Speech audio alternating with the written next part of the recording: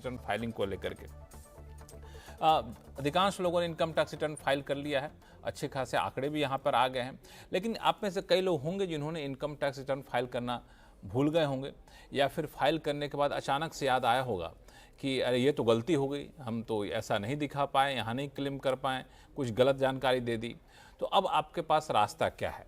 तो दोनों ही सवालों का जवाब गौरी से लेंगे। गौरी, सबसे ज़्यादा तो लोग वो होते हैं जिन्होंने रिटर्न फाइल कर ही नहीं पाए, हो सकता है कुछ वजह रही हो, सिस्टम हैंग कर गया हो या फिर अपनी व्यस्तता रही हो। तो जिन लोगों ने रिटर्न फाइल नहीं किया है, डेडलाइन मिस कर दी है, तो उनके लिए क्या रास्ता बचता है? लक्ष्मण, जिन लोगों ने लास्ट डेट तक रिटर्न नहीं फाइल की है उनके लिए एक विकल्प है कि वो 31 दिसंबर तक अपनी रिटर्न फाइल कर सकते हैं, जिसको बिलेटेड रिटर्न कहा जाता है। अपनी ये रिटर्न जैसे नॉर्मली रिटर्न भरते हैं वैसे ही भरेंगे। इसमें लेकिन 2-3 चीज़ों का ध्यान रखना है। सबसे पहले कि आप क्योंकि इसको बिलेटेड भर रहे हैं, आपको एक पेनल्टी लेट फ़ी देनी होगी 5,000 रुपये की, अगर आपकी इनकम 5 लाख रुपए से ज़्यादा है।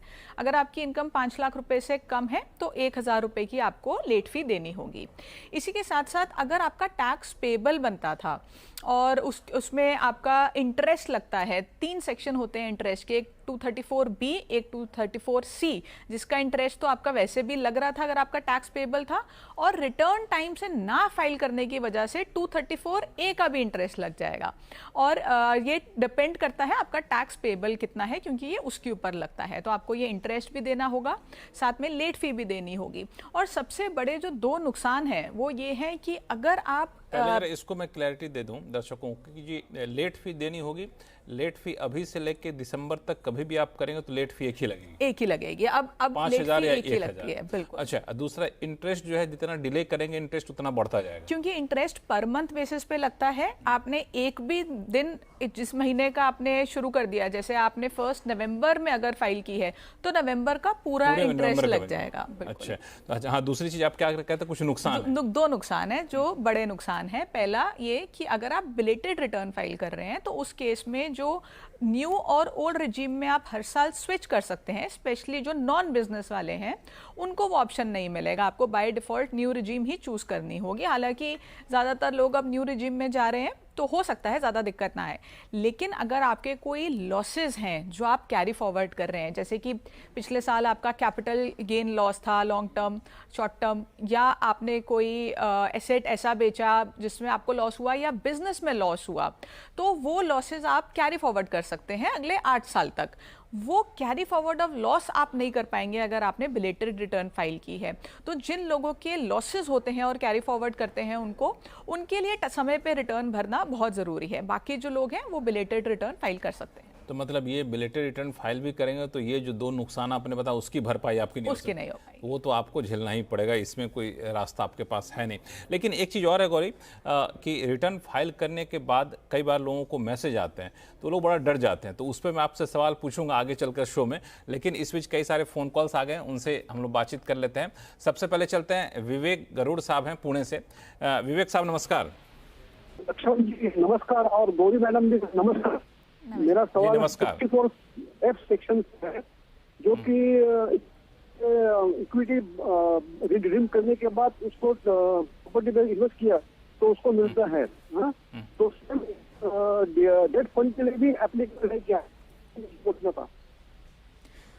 बिल्कुल, देखिए 54F कैपिटल गेन के लिए बेसिकली 54F ये कहता है कि अगर आपने कोई भी लॉन्ग टर्म एसेट बेचा है लैंड और बिल्डिंग के अलावा, क्योंकि लैंड और बिल्डिंग के लिए अलग सेक्शन है 54, तो लैंड और बिल्डिंग के अलावा रेजिडेंशियल प्रॉपर्टी के अलावा अगर आप माने तो आपको 54F का फायदा मिल सकता है। और ये कोई भी लॉन्ग टर्म एसेट हो सकता है रेजिडेंशियल हाउस के अलावा। तो आपने लॉन्ग टर्म इक्विटी बेची है, लॉन्ग टर्म डेट बेचा है, या जो भी एसेट आपने लॉन्ग टर्म बेचा है उसका बेनिफिट आप 54F में अवेल कर सकते हैं। लेकिन 54F की कुछ कंडीशंस हैं, जिसमें सबसे पहली कंडीशन ये है कि जब आप ये इन्वेस्टमेंट कर रहे हैं तो उस समय पे आपके नाम पे एक से ज़्यादा रेजिडेंशियल हाउस नहीं होना चाहिए। ये जो आपको लॉन्ग टर्म कैपिटल गेन हुआ है अपनी जो भी आपने सेल की है उस एसेट से, उसको आपको पूरा का पूरा इन्वेस्ट करना होगा रेजिडेंशियल हाउस में, और अगर आप पूरा नहीं करते हैं तो आपको प्रोपोर्शनेट बेनिफिट उसका मिलेगा।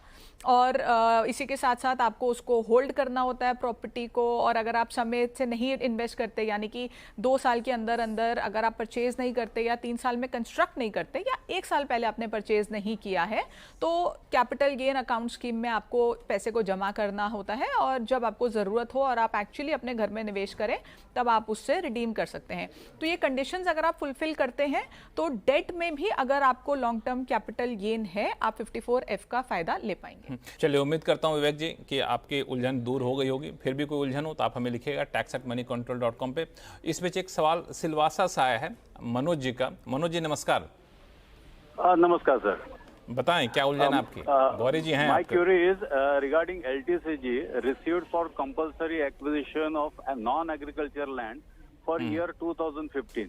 आप हिंदी में बोलेंगे तो बाकी दर्शकों को भी फायदा होगा मनोज साहब। हाँ, मुझे 2015 में LTCG का कॉम्पनसेशन रिसीव हुआ, जो 10% TDS कट करके मिला मुझे।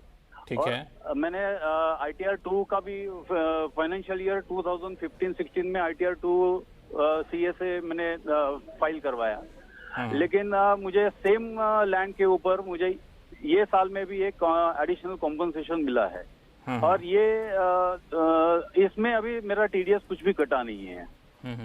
मेरा सवाल ये है कि मुझे अभी ये पता चला कि ये जो TDS कटा है वो भी रिफंडेबल है, और जो अमाउंट मुझे मिला था कॉम्पनसेशन वो नॉन टैक्सेबल है। तो अभी इस समय मुझे ये TDS रिफंड करने का कुछ है, रिफंड हो सकता है क्या? आप जैसे कह रहे हैं कि ये जो कॉम्पनसेशन आपको मिली थी ये नॉन टैक्सेबल है, ये किस बेसिस पे आप कह रहे हैं नॉन टैक्सेबल? मुझे वो सरकारी दफ्तर से ही पता चला कि नॉन टैक्सेबल है करके, कि कंपलसरी लैंड एक्विजिशन है इसके लिए। देखिए, जो एग्रीकल्चरल लैंड होता है उसकी सेल पे कोई टैक्स नहीं लगता, लेकिन नॉन एग्रीकल्चरल लैंड जो होता है उसको चाहे सरकार कंपल्सरीली एक्विजिशन करे तो जो भी आपको उसमें कंपनसेशन मिलती है, और जैसे इस साल आपको एनहांस्ड कंपनसेशन भी मिली है, वो उस साल में टैक्सेबल होती है। तो जो आप TDS रिफंड की बात कर रहे हैं उसका मतलब ये होता है कि आपका जितना टैक्स बनेगा वो TDS से एडजस्ट हो जाएगा। अगर आपका टैक्स TDS जितना कटा है उससे ज़्यादा है तो आपको बैलेंस पे करना होगा, अगर आपका जो टैक्स बना है वो TDS जितना कटा है उससे कम है तो रिफंड आ जाएगा। और मान के चलते हैं कि आपकी ये जो अमाउंट है वो टैक्सेबल ही नहीं है तो सारा का सारा जो TDS है वो रिफंड आ जाता है। लेकिन ये सारा जो कैलकुलेशन मैंने बताई ये डिपेंड करता है कि आपकी कैपिटल गेन की का अमाउंट क्या था, और इसके अंदर बहुत सारे फैक्टर्स डिपेंड करते हैं कि आपने लैंड कितने का खरीदा, कौन से साल में खरीदा, उस समय इंडेक्सेशन भी आपने ज़रूर ली होगी, हालांकि रेजिडेंट्स के लिए तो अभी भी वो ऑप्शन अवेलेबल है, और आपको एनहांस कंपनसेशन मिली, आप इस साल अपनी रिटर्न भरेंगे। हो सकता है कि आप जब इंडेक्सेशन का बेनिफिट लें तो आपका जो कैपिटल गेन है वो इतना आ रहा हो कि आपका ज़्यादा टैक्स ना बनता हो, तो आपको उस टाइम पे रिफंड लेना चाहिए था।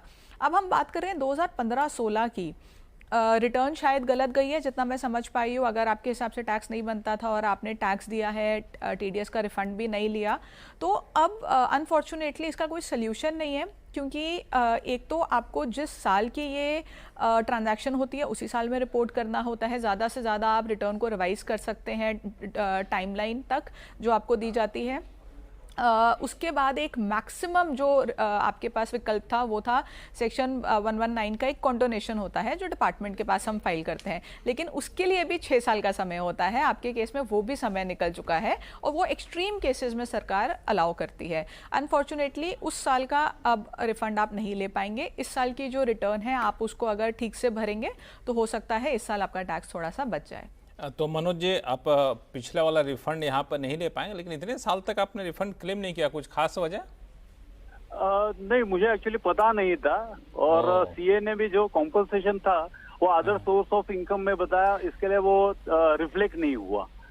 नेक्स्ट यही ईयर? यही इशू हुआ है, क्योंकि जो इनकम फ्रॉम अदर सोर्सेज होती है, अगर इनकम फ्रॉम अदर सोर्सेज में आपने दिखाया है, उसमें आप कोई भी खर्चा क्लेम नहीं कर सकते। मान के चलिए आपने प्रॉपर्टी खरीदी थी 5 लाख रुपए की और कंपलसरी एक्विजिशन हुआ है 50 लाख रुपए में, तो आपको वो 5 लाख का इंडेक्स्ड वैल्यू 50 लाख में से माइनस करके गेन देना था, और आपने 50 लाख पूरा का पूरा इनकम फ्रॉम अदर सोर्सेज में दिखा दिया। यही फर्क आया है इस वजह से, लेकिन अनफॉर्चुनेटली अब इट्स टू लेट, अब नहीं नहीं सकते। हो अब ये टैक्स गुरु से पहले कांटेक्ट किए हो तो शायद हम लोग रास्ता बता दिए होता। खैर अब आगे से ध्यान रखिएगा, कई बार आदमी सीखता है ऐसे ही चीज़ों को देख करके जो अनुभव होता है तो, लेकिन इसमें कुछ हम लोग कर नहीं सकते हैं। और इस बीच चलते हैं फरीदाबाद, जहाँ से AK मधुकर जी हमारे साथ फोन लाइन पर जुड़ चुके हैं। मधुकर साहब नमस्कार। हाँ नमस्कार लक्ष्मण जी। बताएं, नमस्कार मैडम, कैसे हैं आप? नमस्कार। बस ठीक है।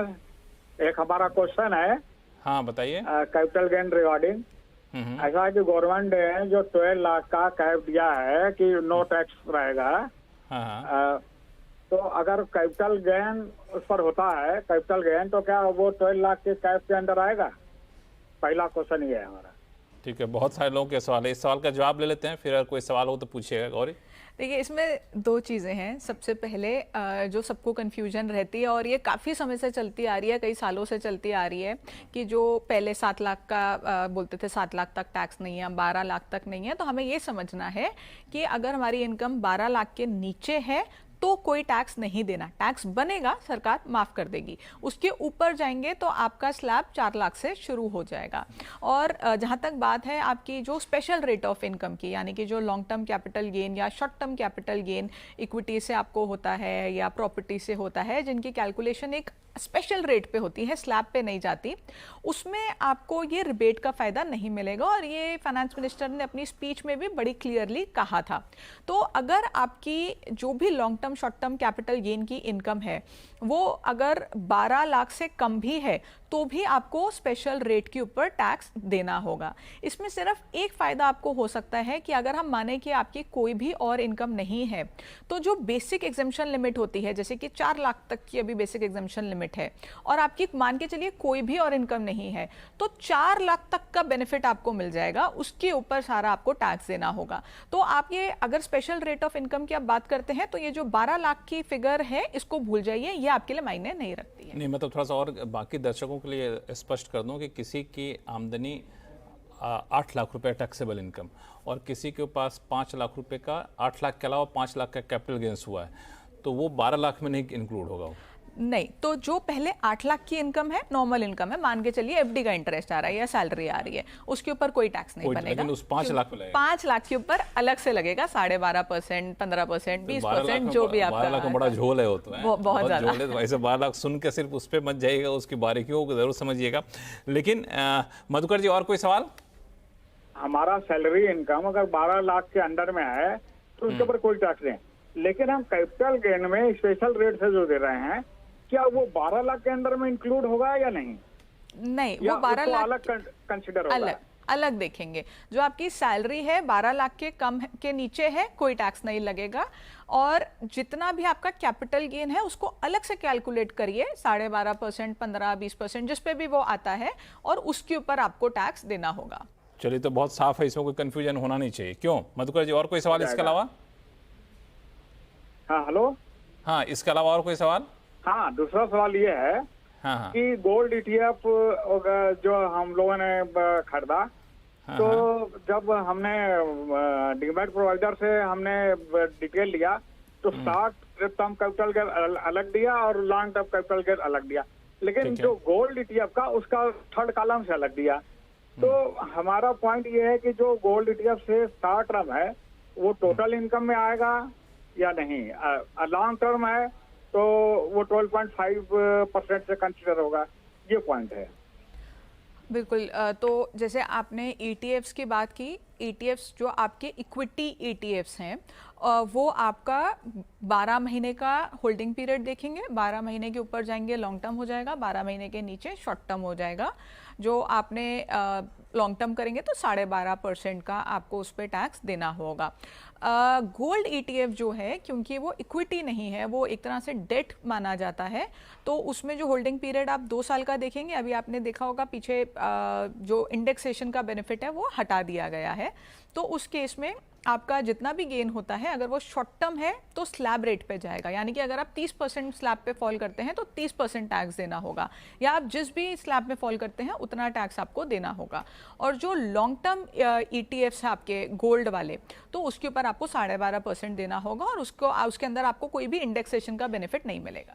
चलो, उम्मीद करता हूं मधुकर जी कि आपके सवालों का जवाब यहाँ पे मिल गया होगा। अब फिर भी कोई सवाल हो तो आप हमें लिखिएगा tax@moneycontrol.com पे।